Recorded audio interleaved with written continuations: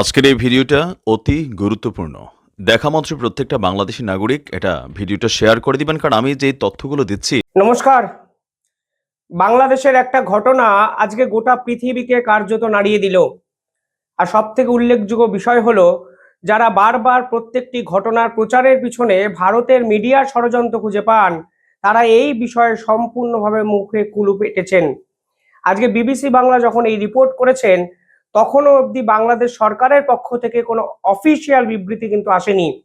কিন্তু যে ঘটনা আসলে সরকার স্বীকারই করতে চাইছে না, কিন্তু সেই ঘটনা কিন্তু সেই সময় ওই জায়গায় যারা উপস্থিত ছিলেন সেই মানুষরা যেভাবে প্রচার করতে শুরু করেন, এতেই কিন্তু মোহাম্মদ ইউনূসের আসল চরিত্র গোটা পৃথিবীর সামনে আরো একবার প্রতিষ্ঠিত হলো। কিছুদিন আগে তারা জাতিসংঘের 6 নম্বর চ্যাপ্টারকে ব্ল্যাকআউট করার নির্দেশ দিয়েছিলেন বাংলাদেশের মিডিয়াকে।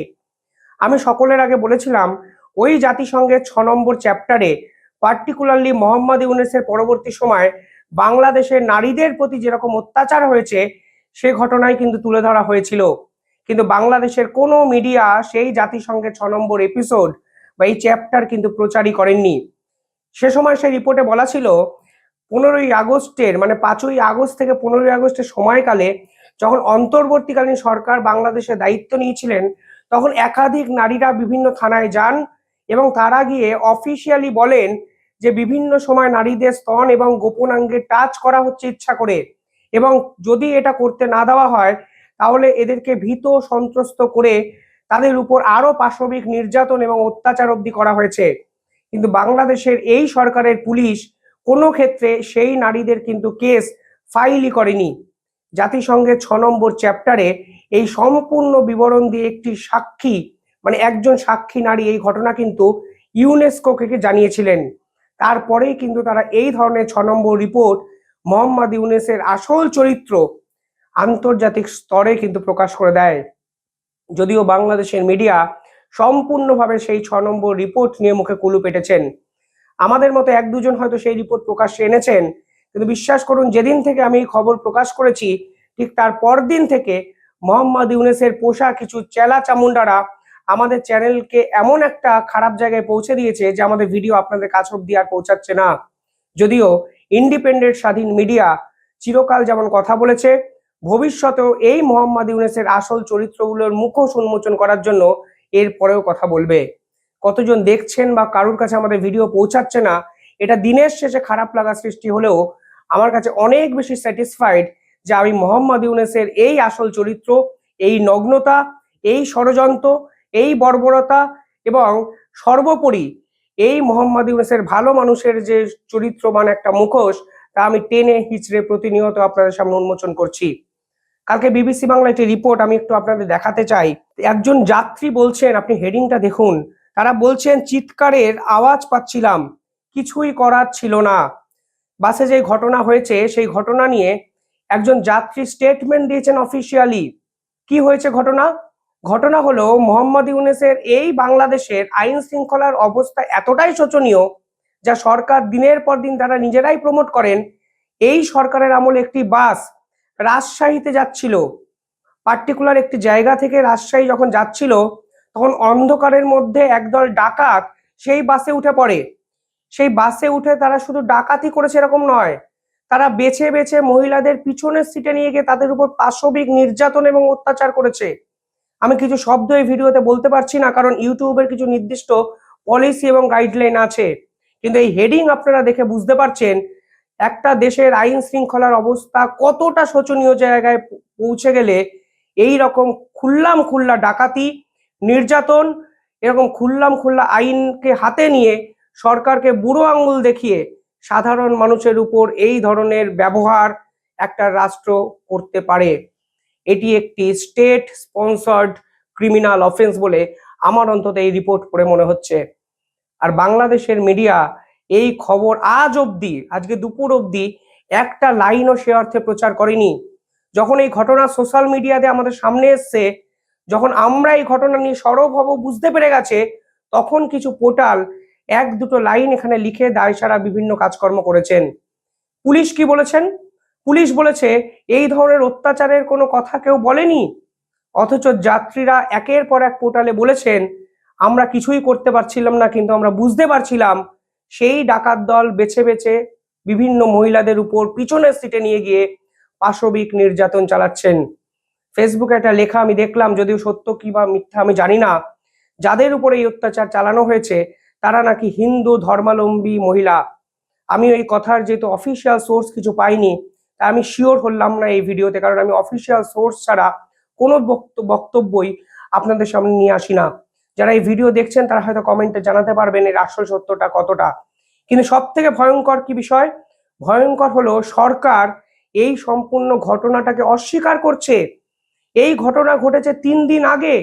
বাংলাদেশের মিডিয়া চাইলে তৎক্ষণাৎ এ বিষয়ে রিপোর্ট করতে পারতেন, কিন্তু সবকিছু জেনে শুনে বাংলাদেশের মিডিয়া এই সম্পূর্ণ ঘটনাটাকে চেপে যান এবং তারা এই সম্পূর্ণ বিষয়ে আলোকপাত না করে ভারত বিরোধী বিভিন্ন খবর প্রচার করতে শুরু করে দেন।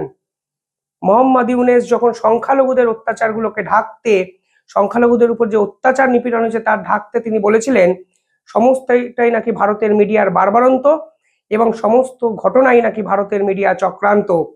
কিন্তু আজকে এই মোহাম্মদ ইউনূসের বাংলাদেশের আইন শৃঙ্খলা যে জায়গায় পৌঁছেছে, এরপরে নিঃসন্দেহে ভারতের মিডিয়া ষড়যন্ত্র বা চক্রান্ত যদি বলেন, আপনার দেশের মানুষই হয়তো আপনাকে আজকে চ্যাংদোলা করে অন্য দেশে গিয়ে দিয়ে আসবেন। কোথায় গেল সেনাপ্রধানের সেই ভাষণ? তিনি নতুন বাংলাদেশ গড়ার স্বপ্ন দেখিয়েছিলেন। শেখ হাসিনাকে ষড়যন্ত্র করে ভারতবর্ষে পাঠাতে তিনি বাধ্য করেছেন। দিনের পর দিন আইন শৃঙ্খলা নিয়ে খেলতে শুরু করেছেন এই সেনাপ্রধান। কখনো সংখ্যালঘুদের উপর অত্যাচার, কখনো বস্ত্রশিল্পীদের উপর লাঠিচার্জ গুলিছোড়া, কখনো চট্টগ্রামের চাকমা সম্প্রদায়ের উপর বিভিন্ন ক্ষেত্রে প্রহার। একের পর এক ঘটনায় এই সেনাপ্রধান এবং সেনাপ্রধানের আইন শৃঙ্খলা বাহিনী দিনের পর দিন বাংলাদেশের যে ভাবমূর্তি বা সম্মান মানুষের সামনে সম্পূর্ণভাবে মাটিতে মিশিয়ে দিচ্ছেন। কোথায় সেই আইন উপদেষ্টা যিনি আবার শেখ হাসিনাকে ফিরিয়ে নেওয়ার জন্য রেড অ্যালার্ট বা রেড নোটিশ নাকি সব জারি ফারি করেছেন শুনেছিলাম? আইন উপদেষ্টা এই বিষয়ে একটা শব্দও কিন্তু এখন অব্দি বলেননি, না বলেছেন বাংলাদেশ সরকারের কেউ। আরো উল্লেখযোগ্য বিষয় কি জানেন? কালকে বিএসএফ এর সঙ্গে বিজেপির একটি মিটিং হয়, যেখানে বিএসএফ পরিষ্কারভাবে বাংলাদেশের শর্ত মানেনি এ খবর ঘোষণা করে দেওয়া সত্ত্বেও বাংলাদেশের কোনো মিডিয়া একটা লাইনও কিন্তু প্রচার করেনি। কালকে বাংলাদেশের প্রধান সেনাবাহিনীর অন্যতম কর্তা কি বলেছেন সংখ্যালঘু ইস্যুতে? তারা বলেছেন ভারতবর্ষের যে সরকার আছে তারা নাকি অনুপ্রবেশ ইস্যুতে মিথ্যে ভয় পাচ্ছে। এই ব্যক্তির নাম মহাপরিচালক মেজর জেনারেল মোহাম্মদ আশরাফউদ্দিন সিদ্দিকী। তিনি বলেছেন হয়তো একটা ভুল ধারণা তৈরি হয়েছে যে অনুপ্রবেশ বেড়েছে, বাংলাদেশের সংখ্যালঘুরা আক্রান্ত হয়ে ভারতবর্ষে চলে আসতে চাইছেন। এটা অতিরঞ্জিত মিডিয়া রিপোর্টে প্রকাশ পেয়েছে। অর্থাৎ বাংলাদেশ এই অনুপ্রবেশকারীর ঘটনাটা সম্পূর্ণভাবে ডিনাইল করলো কালকে সরকারি মিটিং এ। তারা বলছেন কোনো সংখ্যালঘু ভারতে যেতে চান না এবং কোনো রকম ভাবে অনুপ্রবেশ ঘটেছে এই খবর যারা প্রচার করছেন তারা নাকি অতিরঞ্জকীয় উপাদানে ভরপুর করে তথ্য পরিবেশন করছেন। ভাবতে পারেন, প্রত্যেকটা জিনিস তারা ডিনাইল করে যাচ্ছেন একের পর এক। সংখ্যালঘুদের উপর অত্যাচার হয়নি, ভারতীয় মিডিয়ার প্রচার। অনুপ্রবেশকারী বাড়েনি, সেটা ভারতীয় মিডিয়ার প্রচার।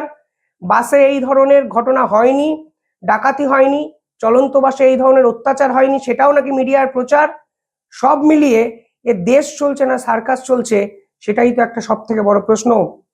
পাশাপাশি ইনি আবার কি বলেছেন? ইনি বলেছেন অনুপ্রবেশ মোটেই বাড়েনি, বাংলাদেশের সংখ্যালঘুদের মধ্যে আক্রান্ত হওয়ার একটা ভয় ছিল, কিন্তু আমরা তাদের সেই ভয় ভাঙিয়েছি। আমরা তাদের বুঝিয়েছি দেশ ছাড়ার কোনো প্রয়োজন নেই। কিভাবে ভয় ভাঙিয়েছেন? চিন্ময় প্রভুকে জেলে ঢুকে আপনারা এই ভয় তাদের নাকি ছাড়িয়ে দিয়েছেন। শুনুন, ভয়ে এবং সম্ভ্রমে কোনো জিনিস মেনে নেওয়ার মধ্যে কিন্তু বিস্তর পার্থক্য আছে। ভয় দেখিয়ে আপনারা দিনের পর দিন সংখ্যালঘুদের দমন করে যাওয়ার চেষ্টা হয়তো করছেন, কিন্তু দিনের শেষে কোনো ভয় কিন্তু চিরস্থায়ী হয় না। ইংরেজরা পারেনি, ব্রিটিশরা পারেনি, আপনাদের মতো তুগলকি শাসকরা কিভাবে পারবেন, সেটাই তো একটা বড় প্রশ্ন। আর সরকারি মিটিংয়ে অনুপ্রবেশকারী সংখ্যা বাড়েনি এই তথ্য আপনারা দিচ্ছেন, অথচ ভারতবর্ষের একাধিক কোর্ট, আসামের হাইকোর্ট, বাংলার কোর্ট, সুপ্রিম কোর্ট, তারা কিন্তু অনুপ্রবেশকারী ইস্যুতে বিভিন্ন ক্ষেত্রে কড়া জাজমেন্ট দিয়ে যাচ্ছেন একের পর এক। কোনটা সত্যি? আইন আদালত সত্যি, না আপনাদের মতো ফ্যাসিস্ট স্বৈরাচারী শাসকরা সাধারণ মানুষকে ভুল বুঝিয়ে যাচ্ছেন সেটা সত্যি, এই প্রশ্ন আমার থাকলো। কিন্তু আমি অপেক্ষা করছি চলন্ত বাসের ডাকাতি এবং এই অত্যাচারের ঘটনা নিয়ে কখন আবার বাংলাদেশ থেকে স্টেটমেন্ট আসে। কিছুই হয়নি, সবটাই ভারতীয় মিডিয়া চক্রান্ত এবং ষড়যন্ত্র। বোকা সারা জীবন মানুষকে বানিয়ে রাখা যায় না, কিন্তু বোকা মানে হতে হতে মানুষের পিঠ যখন দেওয়ালে থেকে যায় তখন হিটলারের থেকেও ভয়ঙ্কর অবস্থা কিন্তু হয়। তা কিন্তু মোহাম্মদ ইউনূস বুঝতে পারছেন, বুঝতে পারবেনও। আপনারা কি ভাবছেন কমেন্টে জানাবেন।